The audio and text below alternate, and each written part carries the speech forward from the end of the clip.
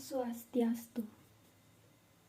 Perkenalkan, nama saya Nyoman Lukita Putri. Saya dari kelas 10 MIPA, nomor absen 24. Kali ini saya akan membuat video Dharma Wacana. Baiklah, tema Dharma Wacana saya kali ini adalah cabang-cabang ilmu dari Upaweda. Baiklah, saudara Hindu Sedharma. Di sini apakah kalian tahu apa yang dimaksud dengan Upaweda? Baiklah, Upaweda terdiri dari dua suku kata, yakni Upa dan Weda. Upa yang memiliki arti dekat atau sekitar, sedangkan Weda memiliki arti ilmu pengetahuan suci. Dapat diartikan, Upaweda adalah sekitar hal-hal yang bersumber dari Weda. Sekitar hal-hal yang bersumber dari Weda.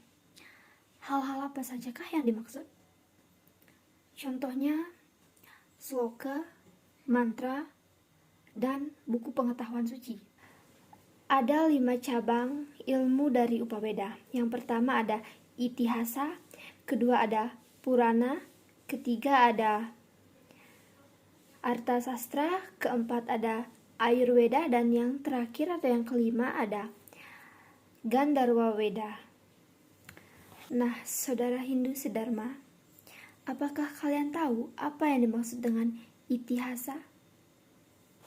Baiklah, Itihasa terdiri dari 3 kata, yakni Iti, Ha, dan Asa, yang memiliki arti sesungguhnya kejadian itu begitulah nyatanya.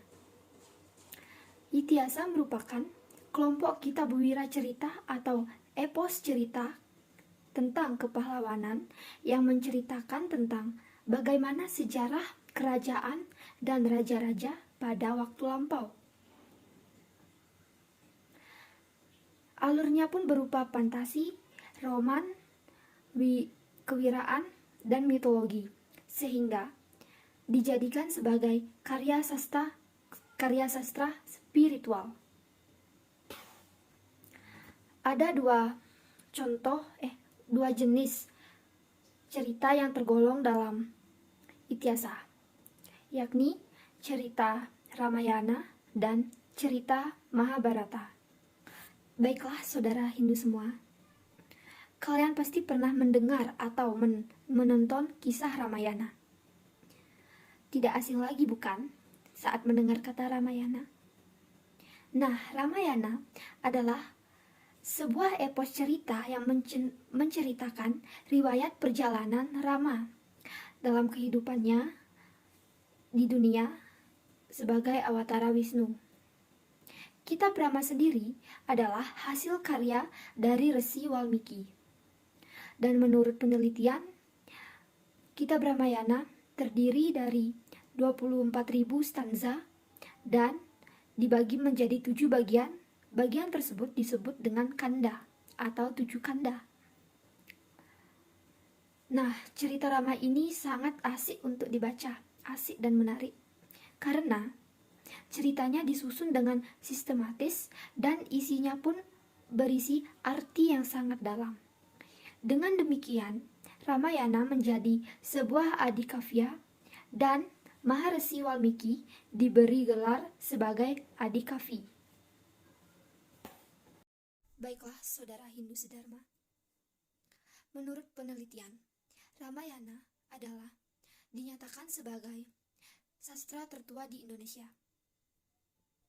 Baiklah, kita masuk ke dalam 7 kanda atau 7 bagian dalam Ramayana. Yang pertama ada Bala Kanda. Yang kedua ada Ayodhya Kanda. Yang ketiga ada Aranyaka Kanda. Bagian keempat yaitu ada Kiskindha Kanda. Yang kelima ada Sundara Kanda. 6 ada Yuddha Kanda. Kanda ketujuh, kanda terakhir yaitu ada Uttara Kanda. Baiklah, saudara Hindu Sedharma,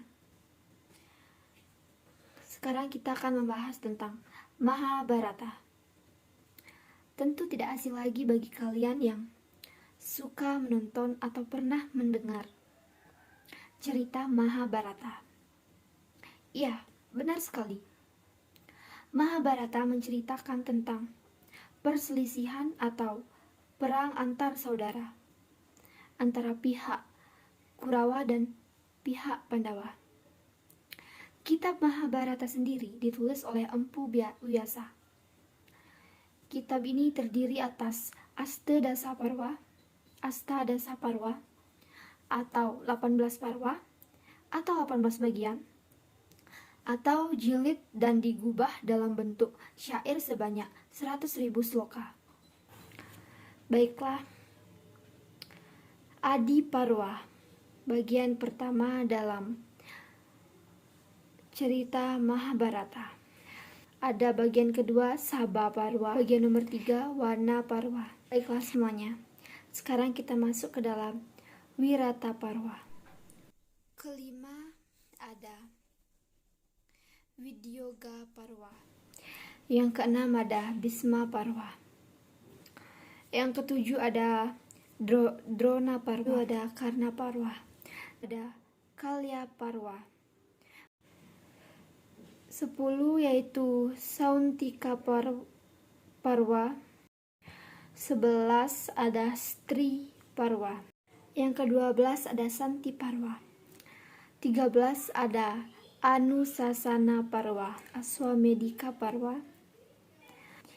15 ada Asrama Parwa. Yang ke-16 ada Mausala Parwa. Yang ke-17 ada Mahaprasthakani Parwa. Yang terakhir atau ke-18 ada Swarga Rohana Parwa. Di sini baiklah, itu tentang itihasa dan 2 macam jenis cerita itihasa. Baiklah saudara Hindu sedharma, sekarang kita akan membahas cabang kedua dari Upaweda, yakni Purana. Purana merupakan kitab Upaweda yang berdiri sendiri dan sejajar dengan itihasa. Kata Purana sendiri memiliki arti tua atau kuno. Kata ini dimaksud sebagai nama jenis buku yang berisikan cerita dan keterangan mengenai tradisi-tradisi yang berlaku pada zaman dahulu. Purana adalah semacam kitab sunnahnya dalam agama Hindu dan sebagai dasar untuk mempelajari sila dan acara.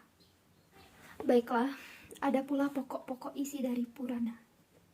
Pada garis besarnya, hampir semua Purana menceritakan secara tradisional dapat dikelompokkan ke dalam 5 hal, yaitu ada tentang kosmogoni atau mengenai penciptaan alam semesta.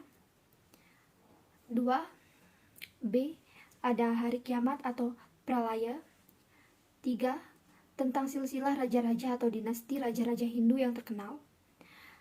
D. Ada tentang sejarah perkembangan dinasti Surya atau Suryawangsa dan Chandrawangsa. Menurut catatan yang dapat dikumpulkan, ada kurang lebih 18 Purana dengan masing-masing namanya. 1. Ada Brahmanda Purana. 2. Brahmawawirata Purana. 3. Markandeya Purana. 4. Wamana Purana. 5. Brahmana Purana atau Adi Purana. 6. Wisnu Purana. 7. Narada Purana. 8. Bhagavata Purana. 9. Garuda Purana. 10. Padma Purana. 11. Waraha Purana. 12. Matya Purana. 13. Karma Purana. 14. Lingga Purana. 15. Siva Purana. 16. Skanda Purana. 18. Agni Purana. Dan 18 ada Bhavishya Purana. Baiklah, kurang lebih itulah 18 kitab Purana. Setelah itu ada pembagian jenis Purana. Kitab-kitab Purana menyeluruh dapat dikelompokkan ke dalam 3 kelompok berdasarkan ketiga sifat kekahatan yang kemudian merupakan perwujudan dari masing-masing madzhab Dalam agama Hindu, akhirnya Purana keseluruhan dikelompokkan ke dalam 3 macam kelompok, yaitu pertama ada kelompok Satwika. Kelompok Purana ini mengutamakan Dewa Wisnu sebagai dewatanya. Oke, yang kedua ada kelompok Rajasika atau Rajasa Purana. Dalam kelompok Rajasika ini, Dewa Brahma adalah dewatanya yang paling utama. Baiklah, yang ketiga atau yang terakhir ada Tamasika atau Tamasa Purana. Baiklah saudara Hindu Sedharma semuanya, sekarang kita akan membahas tentang Arta Sastra. Tapi sebelumnya, apakah saudara tahu apa yang dimaksud dengan Arta Sastra? Baiklah, kitab Arta Sastra ditulis oleh Kautilya, di mana saat itu keadaan politik di negeri India sangat kacau. Para pejabat atau bangsawan sibuk berpesta pora. Negara menjadi tidak terurus, korupsi merajalela di sana dan di sini. Yang menjadi korban adalah rakyat. Rakyat dibebani berbagai pajak dan iuran atau pungutan yang tidak perlu. Artasastra adalah ilmu tentang politik atau ilmu tentang pemerintahan. Dasar-dasar ajaran Artasastra terdapat di hampir semua kitab sastra dan Weda yang penting. Di dalam Rigveda maupun Yajurveda terdapat pula pokok-pokok pemikiran mengenai Artasastra. Baiklah saudara Hindu Sedharma, pada abad keempat sebelum Masehi, Kaulitya menulis bukunya yang pertama dengan nama Artasastra. Kitab Artasastra inilah yang dianggap paling sempurna, sehingga dengan demikian kita dapat mengatakan bahwa Kaulitya atau Chanakya atau disebut juga Wisnugupta dapat kita anggap sebagai bapak ilmu politik Hindu. Relevansi di Artasastra yang masih relevan dengan alam pikiran politik modern di Barat terdapat di dalam ungkapan kitab Artasastra itu. Karena untuk mendalami ilmu politik Hindu dianjurkan agar di samping membaca Itiasa dan Purana, supaya membaca Dharma Sastra dan Artasastra karya Chanakya itu. Baiklah saudara Hindu Sedharma sekalian, kita akan membahas tentang cabang Upaweda yang keempat, yaitu ada Ayurveda. Istilah Ayurveda berarti ilmu yang menyangkut bagaimana seseorang dapat berumur panjang. Ayur artinya baik dalam artian umur panjang. Ayurveda adalah sebuah pengetahuan pengobatan yang bersumber dari kitab Upaweda Smrti. Kitab Ayurveda berbeda dengan kitab Yajurveda. Kitab Ayurveda mengulas tentang bagaimana tata caranya agar tetap hidup sehat dan berumur panjang. Sedangkan di kitab Yajurveda yang membahas tentang yajna merupakan bagian dari kelompok Weda Smrti. Isi kitab Ayurveda lebih banyak mengacu dan merujuk pada mantra Artawa Weda, bukan kepada mantra Yajurveda. Kitab Ayurveda isinya tidaklah hanya menguraikan tentang penyakit, pengobatan, dan penyembuhan, seperti banyak yang dikirakan oleh orang-orang.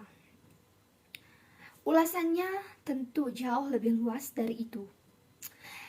Isinya menyangkut bagaimana pengetahuan tentang kehidupan manusia, Buana Alit atau Buana Alit, yang hidup di dunia ini atau Buana Agung, terutama yang berkaitan dengan berbagai upaya agar manusia dapat hidup sehat dan berumur panjang. Baiklah saudara Hindu Sedharma, Gandharva Weda sebagai kelompok Upaweda memiliki tempat yang penting dan ada hubungannya dengan Samaweda. Di dalam kitab Purana, kita jumpai pula keterangan mengenai Gandharva Weda Gandharwa Weda juga mengajarkan tentang tari, musik, atau seni suara. Adapun nama-nama buku yang tergolong dalam Gandharwa Weda tidak diberi nama Gandharwa Weda, melainkan dengan nama lain. Penulis terkenal Sadasiva, Brahma, dan Batara menulis buku yang dikenal dengan Natya Sastra. Dan sesuai menurut namanya, Natya berarti artinya tarian-tarian. Karena itulah isinya pun jelas, menguraikan tentang seni tari dan seni musik. Sebagaimana diketahui musik, tari-tarian, dan seni suara tidak dapat dipisahkan dari agama. Bahkan Siwa terkenal sebagai Nataraja, yaitu dewa atas ilmu seni tari. Dari kitab itu diperoleh keterangan tentang adanya tokoh penting lainnya. Widabarata dan Barata. Widabarata terkenal karena telah menyusun sebuah Gandharwa Weda dengan nama Nitya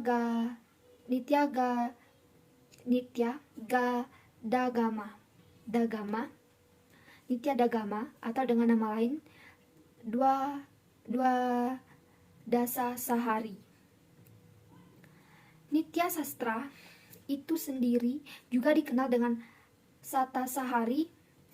Adapun Barata sendiri membahas tentang rasa dan mimik dalam Rama. Dalita menulis kitab disebut Dalita, juga yang isinya membahas tentang musik. Atas dasar kitab-kitab itu, akhirnya berkembang luas penulisan Gandharwa Weda, antara lain Nitya Sastra, Rasa Nawa, dan Rasarat, Nasa Mucaya. Baiklah saudara Hindu Sedharma, sekianlah Dharma Wacana dari saya mengenai cabang-cabang dari Upaweda. Jika ada kesalahan kata atau kata-kata yang kurang berkenan di hati para saudara semuanya, saya minta maaf yang sebesar-besarnya. Akhir kata saya tutup dengan Parama Santi. Om Santi, Santi, Santi Om.